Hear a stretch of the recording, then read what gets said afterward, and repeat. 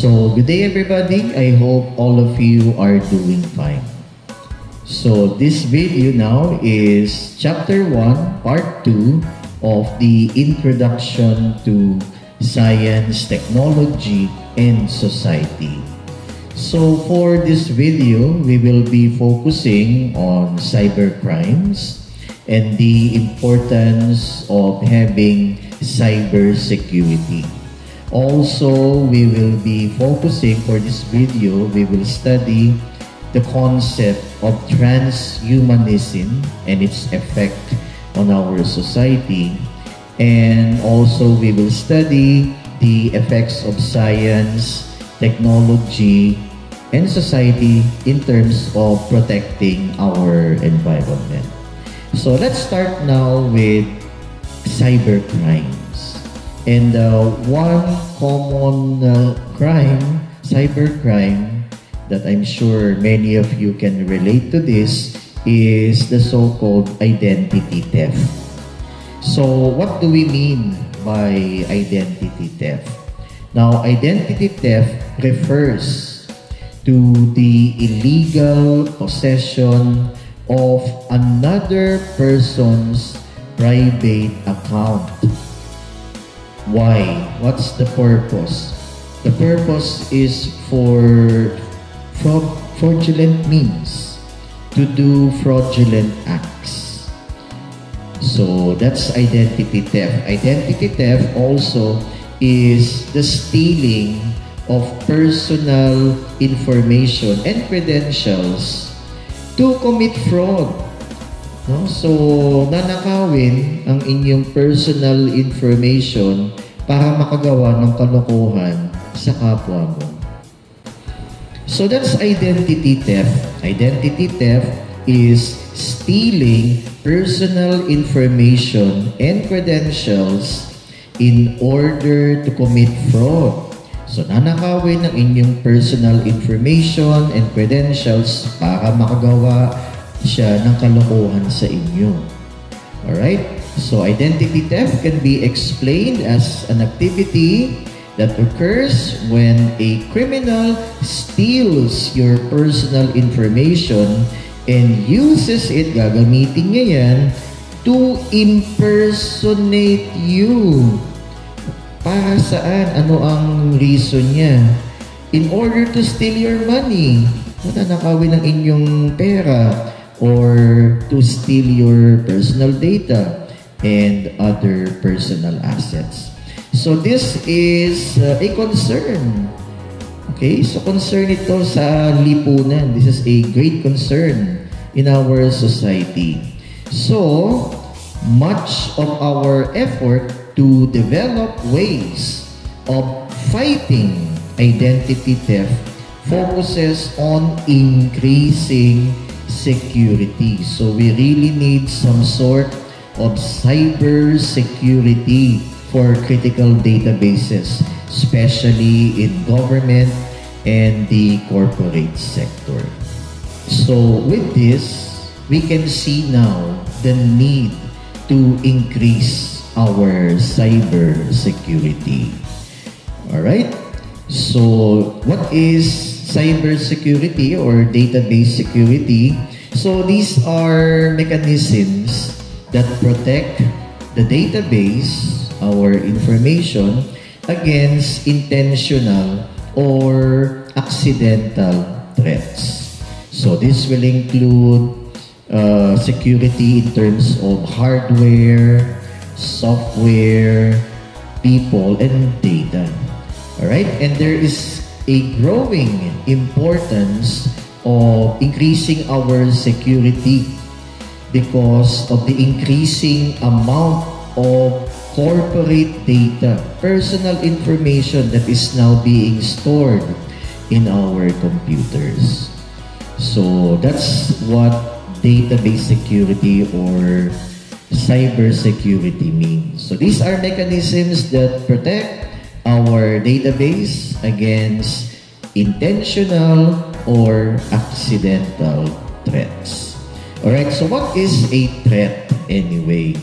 Now, a threat can be defined as any situation or event, whether intentional or unintentional.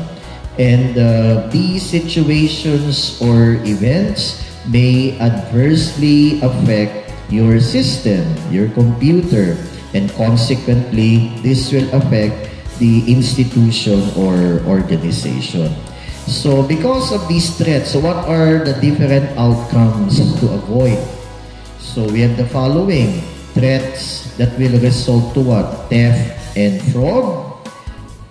Threats that will result to loss of confidentiality or secrecy, loss of privacy, threats that will lead to loss of integrity or loss of availability. So these threats will lead eventually to either theft, fraud, loss of confidentiality, loss of privacy, integrity, and availability. So with this, there is now the need to counteract these threats.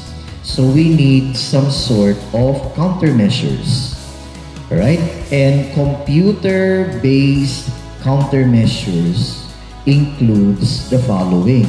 So first, we have authorization, views, backup and recovery. Other forms of countermeasures that are computer-based includes integrity, encryption, and the so-called RAID, which means redundant array of independent disk. So these are the different countermeasures that will increase our cyber security. So let us now describe each of these countermeasures in detail. So let's start with authorization. So what do we mean by authorization? Now, authorization refers to the granting of a right or privilege that enables a person or a subject to have legitimate access to a database system or a database systems object. So, ang ibig lang sabihin nito, you are giving the right or you are giving privilege to another person so that that person can have legitimate access to your probably account or your database system.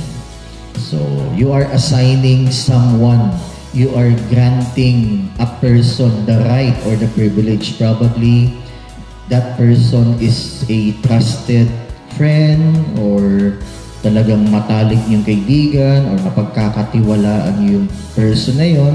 So, you are giving, you are granting that person the right or the privilege to have legitimate access to your database system. So that's what we meant by authorization.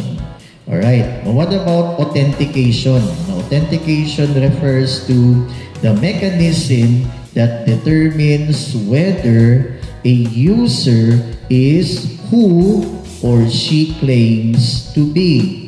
So, dapat merong authentication para malaman kung siya talaga yung authorized person na yan that you are giving access. And there are many ways to conduct authentication para malaman if that person is or she claims to be na authorized person to get access to your information. Now, what do we mean by privilege? Now, privilege is the right granted by one person or one user to allow another user or group of users to access a database system. Okay? That's the right granted by a user to another user. You know, privilege ang ibig sabihin, no? So that the person can get access to your database system.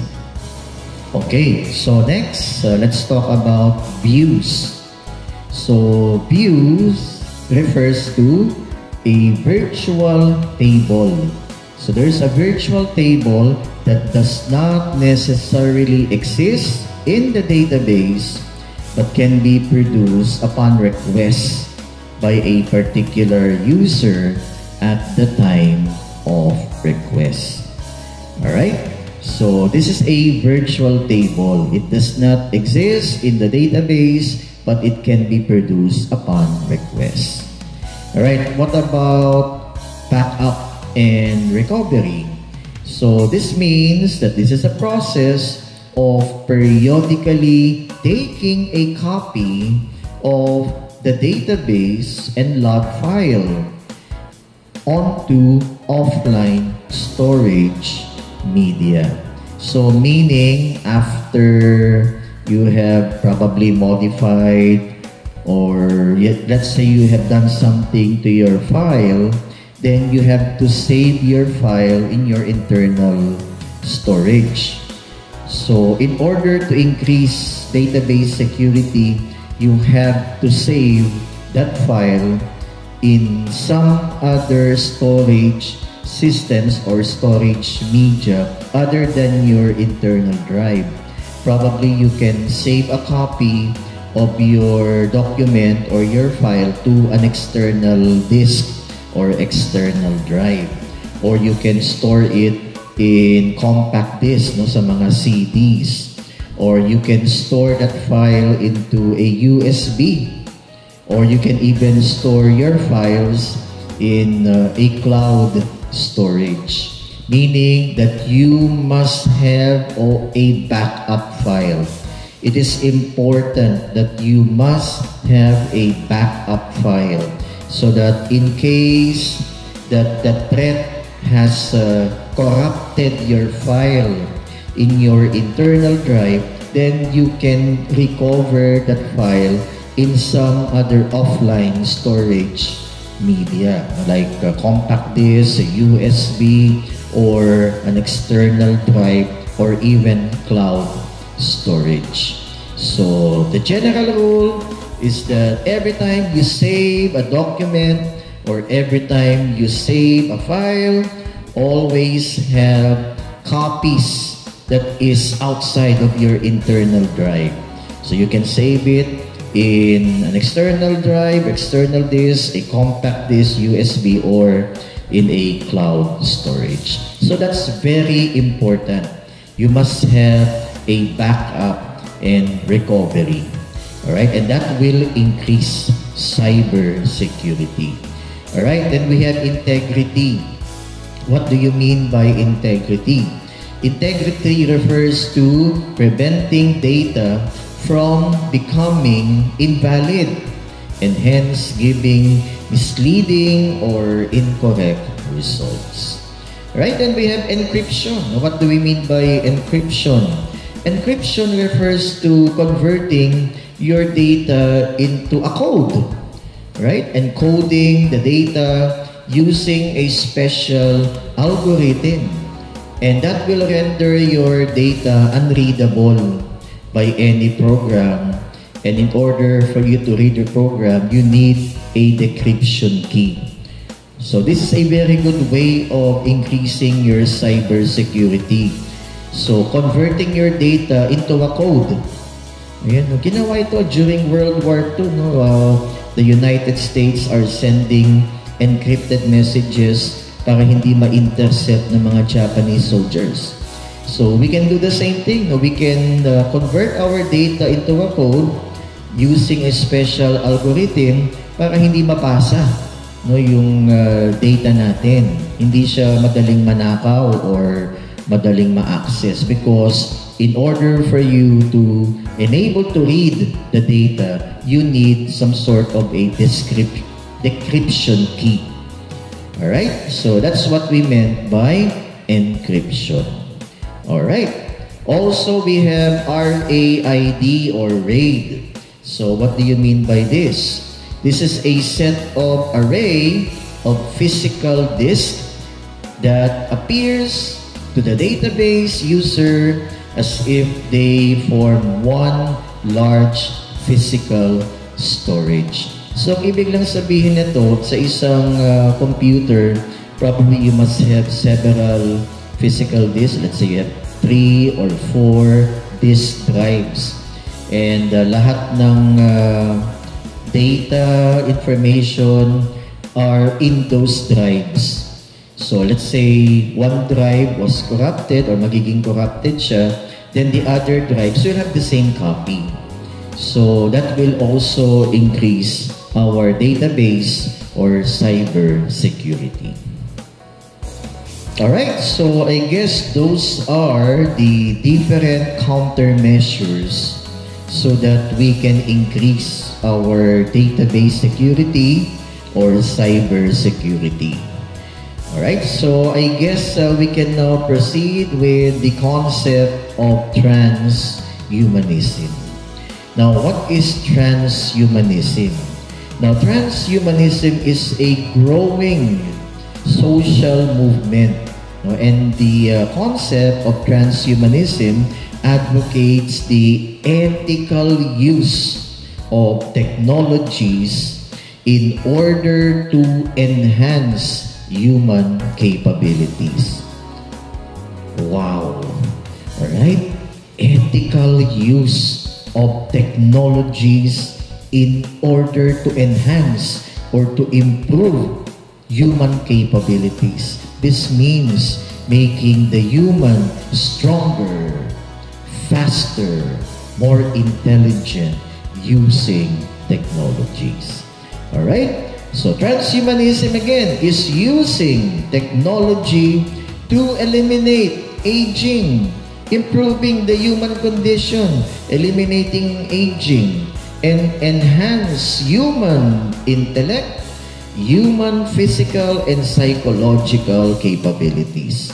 So this use of technology will make the human stronger, better, and faster.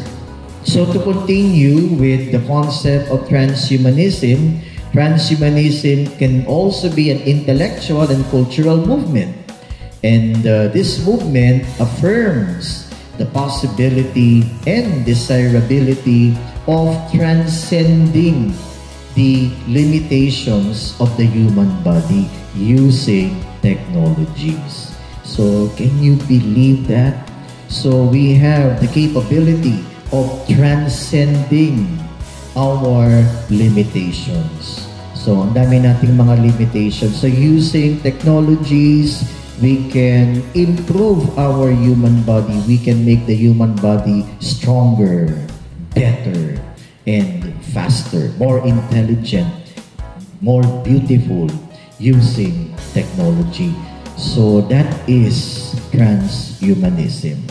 Alright? So according to Nick Bostrom, so this is an intellectual and cultural movement supporting the use of science and technology in order to improve the human, mental, and physical characteristics and capabilities with the goal of transcending human and biological limitations and ultimately achieving a post-human condition, making the human better, stronger, faster.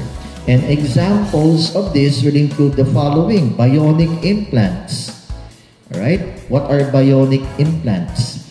Bionic implants are artificial devices that are surgically implanted into the human body in order to augment, para maging better yung human body or to restore certain biological functions.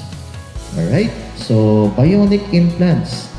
Okay? I remember when I was a kid, madalas kong panoorin yung $6 Million Man.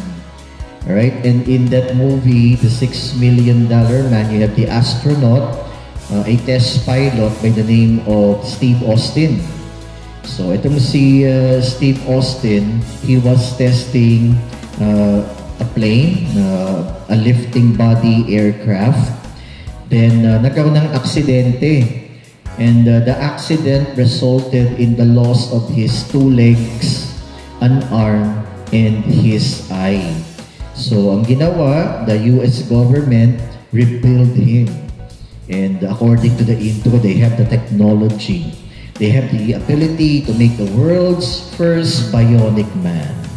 Steve Austin will be that man.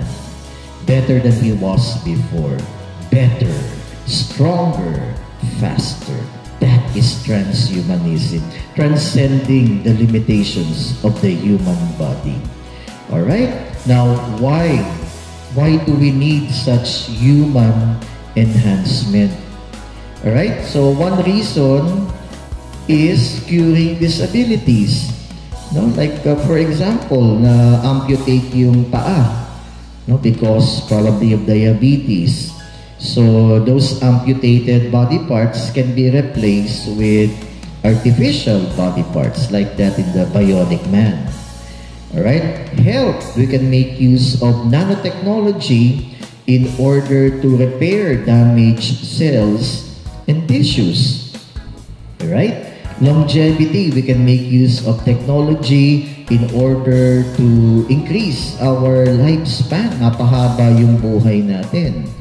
Okay, we can make use of such human enhancement to increase our intelligence like yung AI. There's this movie entitled Transcendence.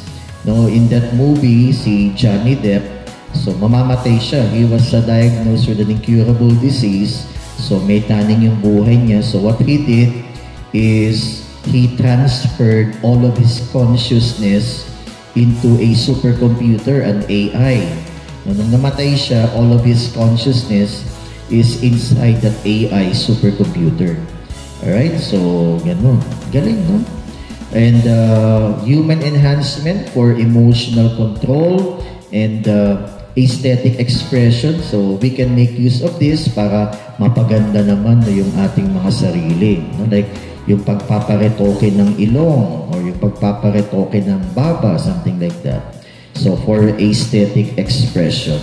And also human enhancement for spiritual goals. Kasi kunyari pag maganda tayo, naretoke yung ilong natin, that will increase our self-esteem. E di mas lalo tayong magiging enhance yung ating spirituality. Alright? So, those are the reasons. And also, ensuring the best lives for our children. So, those are the reasons why the need for human enhancement.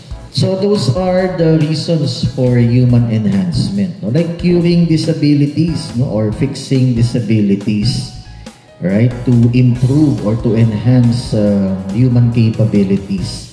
Let's say your inner ear is damaged, no? Because of certain illness or disease. So, we can replace that damaged cochlea with cochlear implants. So, mga electronic implants ito that can convert vibrations into electronic signals to be transmitted to the brain. Now, just like in the TV series, The Bionic Woman.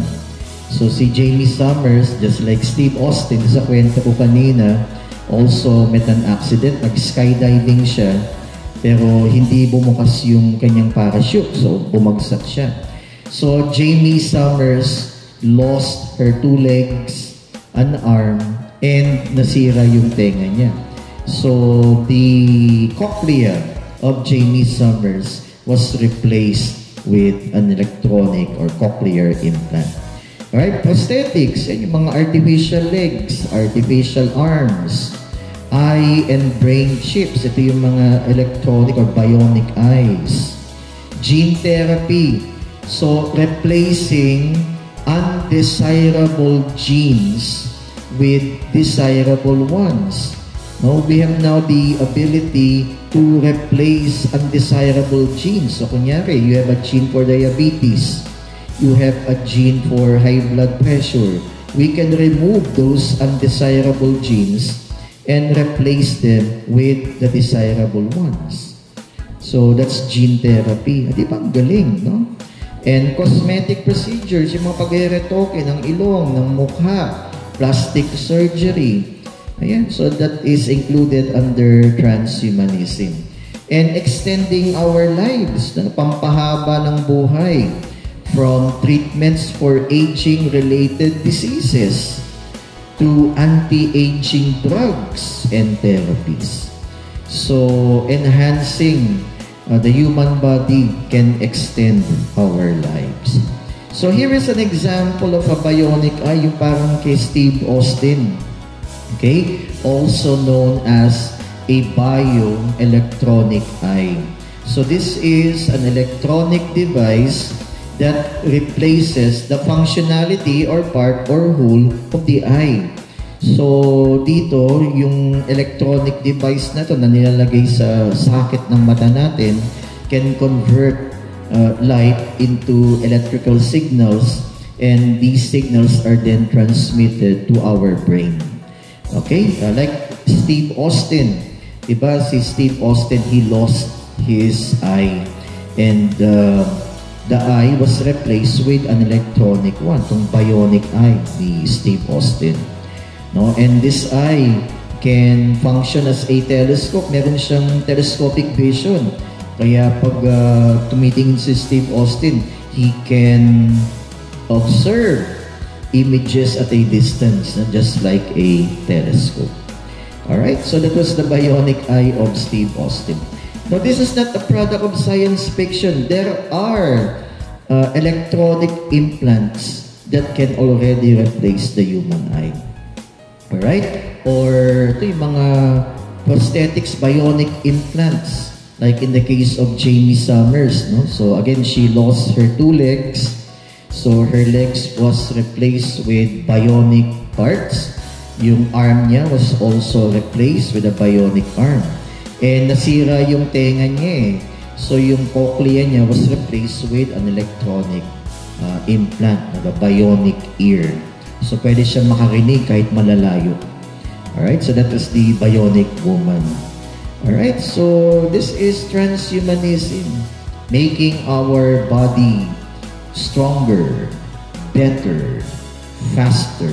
We can see images at a distance like in the bionic eye. Alright?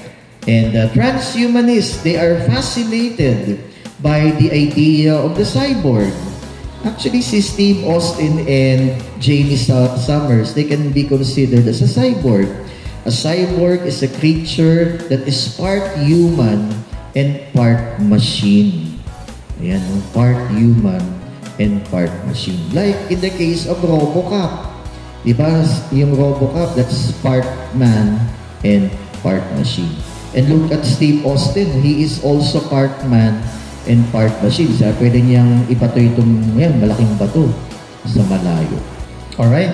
So, again, this is not a product of science fiction. Though, the $6 Million Man or RoboCop, they are classified as sci-fi TV series, movies, but we have already the technology of replacing body parts with electronic parts do exist today. Alright?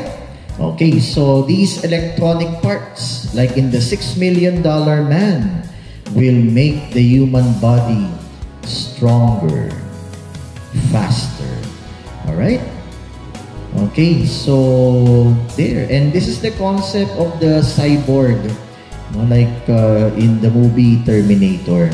So this is part man and part machine, like that in the Terminator. Alright, and the last part for part 2 of chapter 1 in this video, let's talk about now science, technology, and the natural environment.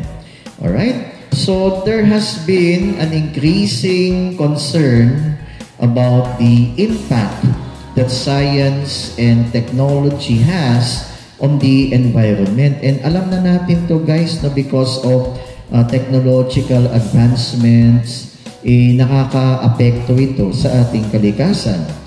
And the speed of change in human civilization has been occurring faster than the changes in the natural cycle of the environment. Meaning, mas mabilis pa yung advancement ng technology kaysa sa natural cycle ng environment. You see, our planet has the ability to heal itself.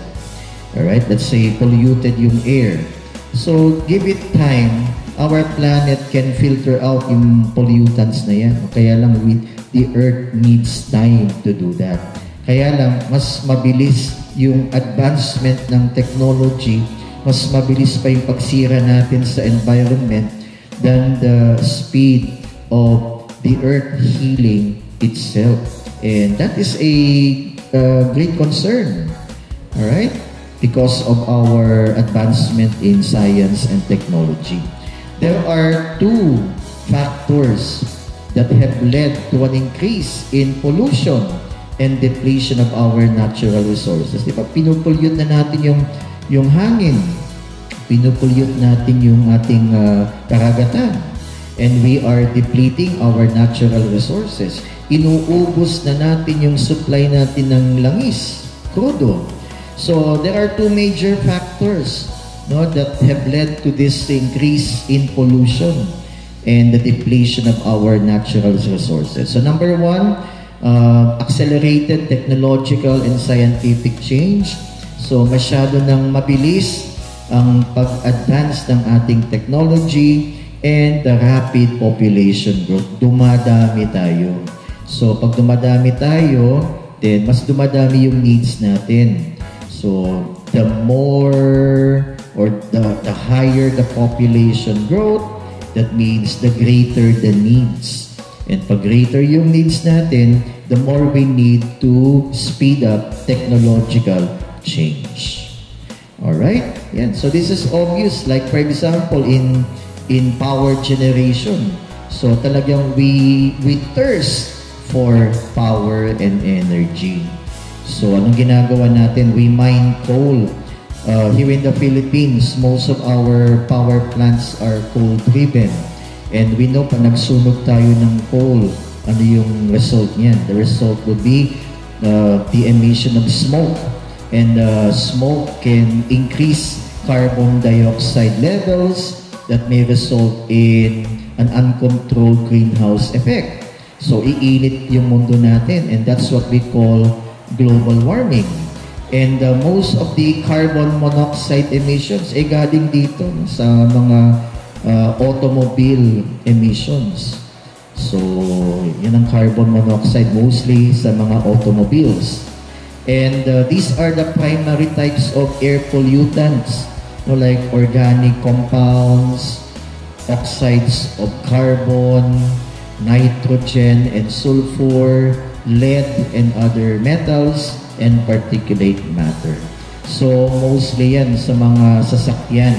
The major source of carbon monoxide pollution is the exhaust emissions from automobiles. Alright? And we know its effects on human health. No, like air pollutants will lead to health problems like bronchitis, emphysema, yung pagtutubig ng baga, lung cancer, even eye, nose, and throat irritations. Alright? So, there. And we will have a chapter that is dedicated to the effects of science and technology to our environment. Alright? So, I guess that ends part 2 of chapter 1. So, please do like and share this video para makarating naman sa maraming tao, lalong-lalo na yung mga estudyante natin, especially those who are taking science, technology, and society. Alright, so I guess that's all for this video. Maraming salamat. Thank you for listening. This is Professor June Cahigal saying, live long and prosper. See you on our next video.